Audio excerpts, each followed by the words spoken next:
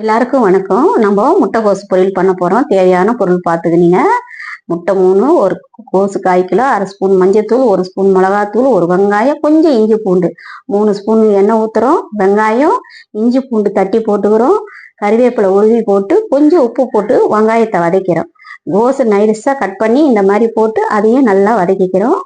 ஒரு 1/2 ஸ்பூன் மஞ்சத்தூள் போட போறோம். 1 ஸ்பூன் மிளகாத்தூள் தான். 1 டம்ளர் தண்ணி ஊற்றி நல்லா வேக வைக்கணும். நல்லா வெந்த பிறகு முட்டையை 3 முட்டையை உடைச்சி அடிச்சு வச்சுக்கணும். ஊத்திட்டு நல்லா கலரிட்டிங்கன்னா அவ்வளோ டேஸ்டா இருக்கும். ரசம் சாம்பாருக்கெல்லாம் இந்த முட்டைகோஸ் பொரியல் ரொம்ப நல்லா இருக்கும். சிம்பிளான மெத்தட் தான் அம்மா காட்டுறேன். நல்லா ட்ரையா வறுக்கணும். அதாவது செவுக்க அடி பிடிக்காத அளவுக்கு வறுத்துட்டு ஒரு கையளவு கொத்தமல்லி போட்டு பெரட்டி எடுத்து வச்சு சாப்பிட்டீங்கன்னா அவ்வளோ டேஸ்டா இருக்கும். நீங்களும் சமைச்சு பார்த்து கமெண்ட் பண்ணுங்க. நன்றி. அடுத்த வீடியோல அம்மா சந்திப்போம்.